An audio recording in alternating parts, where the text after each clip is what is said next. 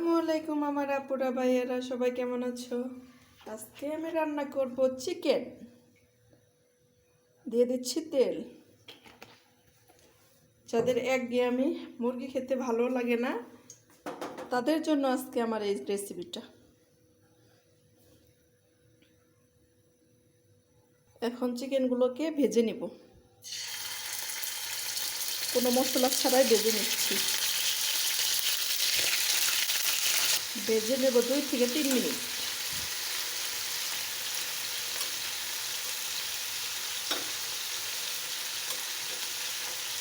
উঠিয়ে দিচ্ছি।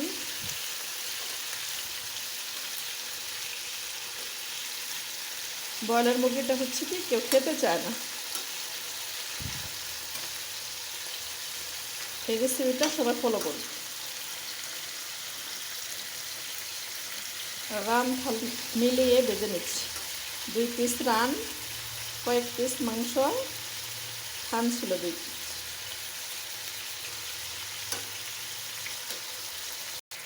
ভাজা হয়ে গেছে, এখন উঠিয়ে নেব।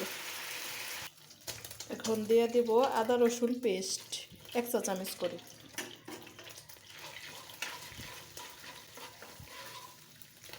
এখন দিয়ে দিব পেঁয়াজ বেরেস্তা, রসুন বেরেস্তা, বাদাম বাটা।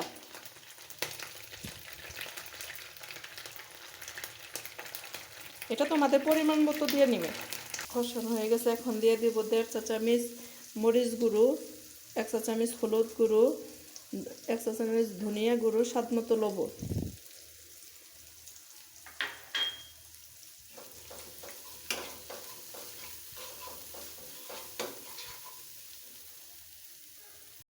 দিয়ে দেবো 1 চা চামচ টক দই।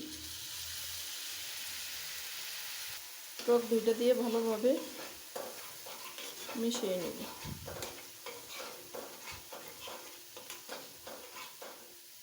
এখন দিয়ে দিব জিরা গুঁড়ো, দিয়ে দিব আধা চা চামচ মশলা গুঁড়ো, গরম মশলা গুঁড়ো।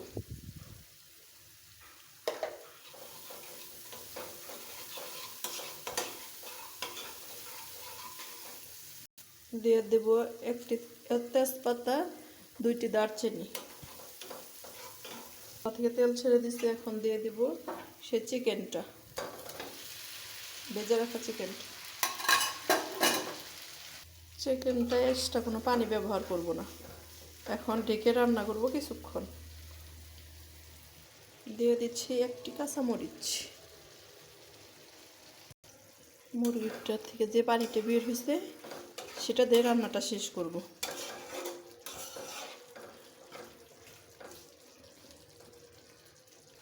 এখন দিয়ে দিব 1 চা চামচ চিনি,